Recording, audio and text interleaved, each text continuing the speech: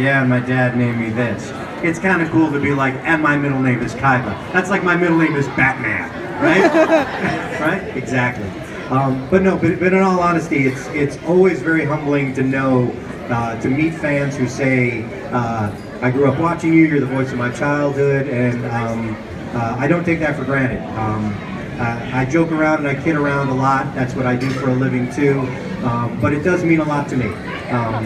I work very hard at everything that I do, from music to my voice acting, and everything that I try to do as an entertainer. And if we make a difference in somebody's life, if I give you humor, if I make you think, if I make you feel, then I'm obviously doing my job. And the only way I ever know that is if you guys tell me that. So that does mean a lot to me. So very cool.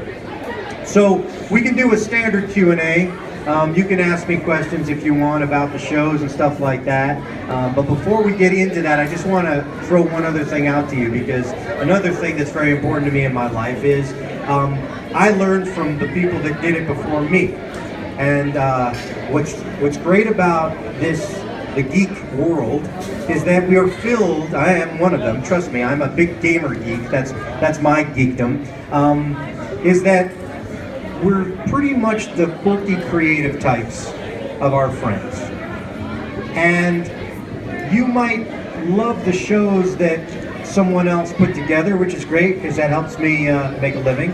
But when I look out at the creativity of people who have put together their own cosplay or have created art to sell and things like that, the message I want to tell you guys is that the difference between someone else being successful doing this kind of stuff and you guys doing it is to actually try to do it. So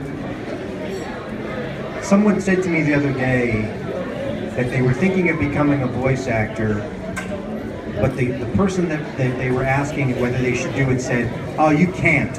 It's too competitive, you can't. There are only two people in the world that tell you you can't. Those that are jealous of your ability, and those that are afraid of trying it themselves.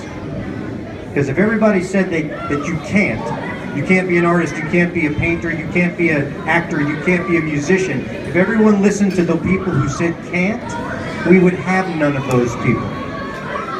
So I didn't listen to anybody. I picked some of the toughest careers ever, but I love what I do.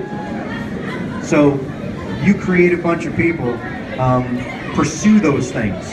Be the next voice actor that's in a show, or create your own show, do your own writing, do your own drawing, things like that. Take advantage of the fact that you're in a room with fellow geeks and nerds and creative types like me. You might be sitting next to the next production team that you could work with. You might be, how many people here draw? Yeah. How many people here write? How many people here write music? How about, does anyone do any video editing? Yeah, okay, right. So basically you have like 10 production teams right there. So it would be a big mistake to not talk to each other. You might find that you have creative minds that can work together. Anyway, that's my little pep talk about paying it forward. I believe in that sort of stuff. All right, who's got questions for me? Yes. How did I get started? So the short answer is, I know you can tell from my physique, but I used to be a tennis pro. I used to teach tennis. No, really.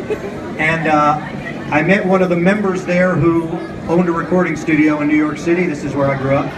And they needed a new assistant for their recording studio. And I was a musician at the time, and I thought, this is exactly what I want to do. Go work in a recording studio. Let's do it. So I got the job. But it turned out that they didn't do much music at all. They produced radio and TV voiceovers. So I learned about voice acting from the other side of the glass. I was a casting director, and then I was a producer. I ran the studio for 10 years after my boss retired, and I learned from being in that studio. And I had no idea that voice acting was going to be the thing that I ended up doing myself. But it made sense because while I was working there, I got offered to go on tour with, you might remember a fun little band from England called the Beatles. Yeah, I got offered to go tour with Ringo Starr and the All-Star Band, and I needed a job that I could do anywhere, in any city. And I thought, I've been working in voiceovers. This is my job. Because any place that has a recording studio, I could work. It doesn't matter. So that was my falling into it. And I don't think I could, I mean, I would never have told you growing up that that's what I wanted to do for a living. But I love it. It's great. And I don't just do cartoons. I do audiobooks. I do training videos for big car companies. I do voice messages. You know, please press 1 to hold for the rest of your life. I'm that guy. So anything that involves the voice is something that I do. And it made sense because if you are even slightly a decent singer, you understand that inflection in your speech is pitch. If you change the inflection, you're changing the pitch. Do you want to go to the store? Do you want to go to the store? Do you want to go to the store? I asked you the same thing, but they all had different meanings based on how I changed the pitch.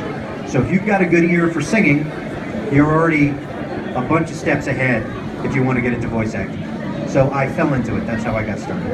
Let's get another question. Yes. So how's your experience?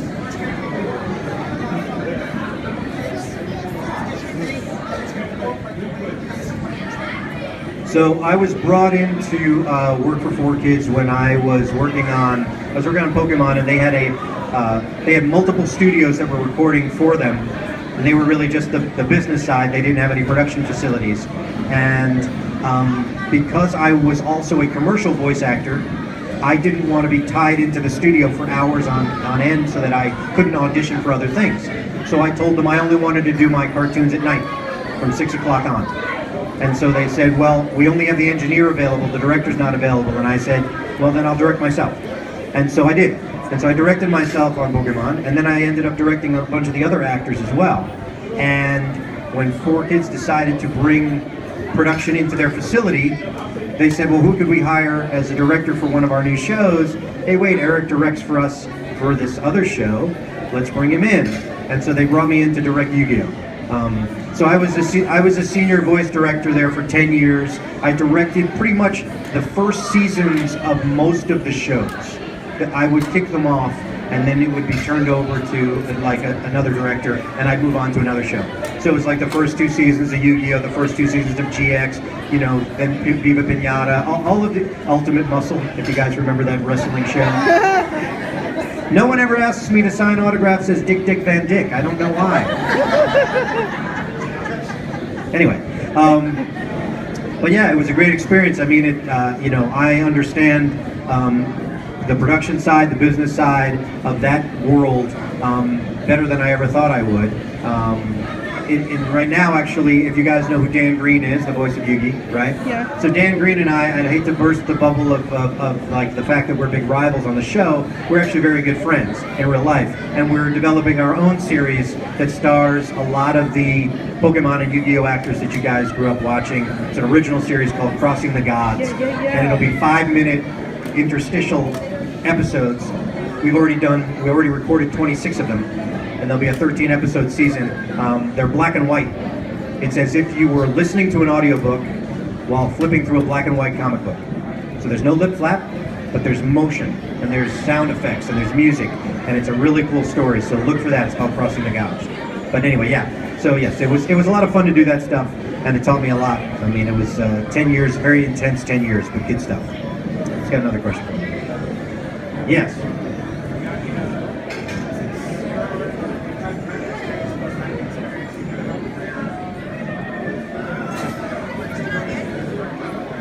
So funny stories about directing or acting, since I've done both. I learned more about how to act by directing, by being a sponge, by paying attention. To give you an idea, if you're interested in being a director, the short version is this.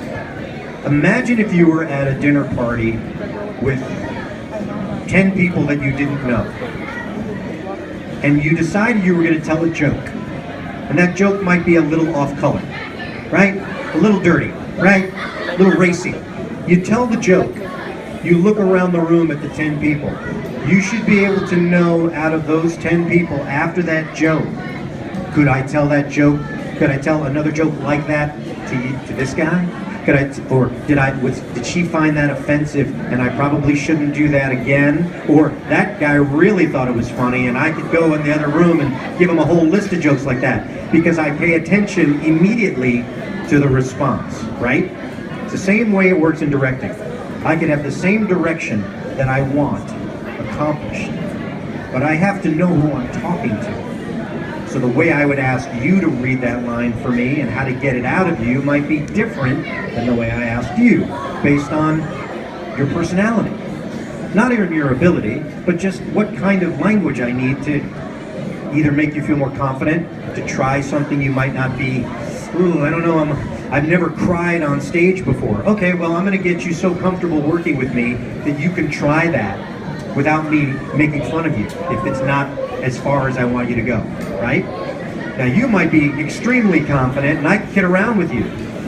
Going back to my friend Dan Green, when I used to direct Yu-Gi-Oh! And I have to direct Yugi, I would say things like this to Dan because he's a fantastic actor who knows that what he does well. I'd say, yeah, that was a great read, but can we try another one, but this time with talent? And he would laugh. Because I could say that to him because we had already established our dynamic. So it's very important. But in terms of funny stuff, as an actor, you will always end up working with people that should never be directors. I mean, never. They can't communicate their ideas. They might be really nice people, but that's not really what they should be doing. Now, they want to be in charge. So then they should go be like a manager somewhere in like a store, right? They don't need to be directing. I was working on a commercial, I think it was for like AT&T phones. And the director, in a full white suit like Mr. Rourke from Fantasy Island, if you guys are old enough to know that, like some Bond villain, right? Is standing, I'm watching him on the other side of the glass, pacing around as I'm reading this. And if you guys know what talkback is, that's the button that the engineer presses so that I can hear what they're saying. And so when they're not pressing it, all I hear is, and what they're really complaining about is, I ordered the roast beef, who delivered this turkey sandwich? And I think they're talking about me. Anyway, so he's looking around the room and he's searching for inspiration, and he says, this is what he says to me: Eric, I need it to be more orange. Do you know what I mean? More orange. Now remember, this is not a commercial about fruit. There's no food product at all. It's about a phone. The phone isn't even orange. I don't even think it came in any colors back then. And so, being a good actor and also understanding I'm being paid to just do this, it's not like I really am going to be judged very much. I said to him, wait, I think I know what you mean. Let me try and just roll the tape. Let's not even talk about it. I think I got it. And I did it, and he said, yes, that's it. And I signed the contract, and I was gone. That was it. So, yeah. So I could have gotten into an argument with him, a debate about what orange really meant. But either way, if I had another audition to get to, at least I could get to that audition and get paid for this session. So that was one of my favorite moments. All right, who's got another question for me? Yeah. What would you say is one of your most difficult roles? Most difficult roles. And in terms of the character, or in terms of the actual physical vocals part of it? I guess the characters. Characters. So one of the hardest characters to play for me, though I feel like I've mastered who he is Kaiba, because I have to walk this fine line, if you're not familiar with the show, of being a rival and not a villain. And that's very hard to do, because it would be very easy to go one notch further and be the bad guy. But I'm not the bad guy. I'm the rival. Because you can't be the champion without someone that pushes you to be the champion. So my role as in this show is to keep needling Yugi so he stays at the top of his game. Now, if you know the full story arc, the Egyptian story arc version of who we are, I am his sparring partner. I am his lieutenant back in the Egyptian story arc. So how do you accomplish that in modern day times in high school? It's not like, this is my best friend Bill, and this is my sparring partner Kaiba. No, right? That's not how it works. So in high school, a rival accomplishes the same thing as a sparring partner would in the Egyptian story arc side of it. So finding the fine line in his obnoxious sarcasm without crossing the line into just being like a stereotypical villain is difficult, and I have to focus on that as the actor. Sometimes some of the lines that are written for me don't necessarily always help me with that, and we've changed things to be more Kaiba-esque, because the sarcasm is a better weapon than just being nuts, right? And we also fear villains that are a little bit more humorous, right? Or fear the rival that's a little bit more humorous than we would if I was just scary. So, because I'm a little less predictable if I've got the little twist of the sarcasm. So, I would say Kaiba. All right, who's got another question for me? Yes, Kaiba.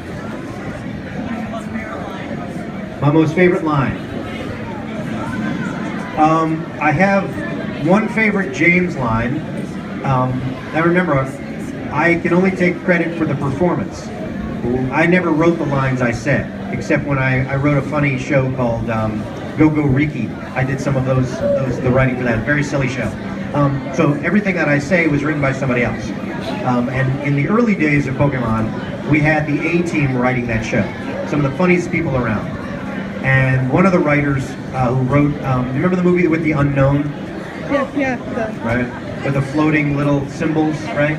Anyway, so Kathy Borland, who produced Pokemon for many, many years, wrote this line that I thought was great. So James is watching them float around, and he says, "I haven't seen this many strange letters since I placed that personal ad." And the reason I thought that was so funny, as you guys do now, since most of you are over 10 years old, is that joke was not for the kids that went to go see the movie. That joke was for the parents who were dragged to go see that movie. Because the parents are sitting there going, all right, here's another Pokemon thing. All right, I'm gonna have to buy some more cards and whatever. And then James says something, and you know, this guy's funny, right? This is funny. That was for the parents, where the kids are like, James said something and I'm laughing. I don't know what I'm laughing at, but he said something. But later on, you're like, oh, it's a dating joke. Oh, that's funny. Yeah, so that's one of my favorites. Who's got another question for you? Nobody. Yes. So, I am a big gamer. And when I say I'm a big gamer, okay, I have my original Atari 2600 in the box. Yes. With 26, like, maybe more than that. I probably have like 50 games. I've got my NES. I've got my Sega Genesis with a 32X attachment so I could play Doom when it came out. I have the original PlayStations with a link cable because back before we were all playing online, I'd invite my buddy over to play Doom with me with my two picture-in-picture televisions, sending the video signal from his PlayStation to my picture-in-picture, and my video signal to, yeah. I've got my Mattel head-to-head football. I've got my original Mattel. I've got all these games. I'm a gamer, right? I have my PlayStations, my Xboxes, my 360, all of that stuff. So Pokemon is not my style of gaming. But here's my real pet peeve with it. These things have destroyed conversation.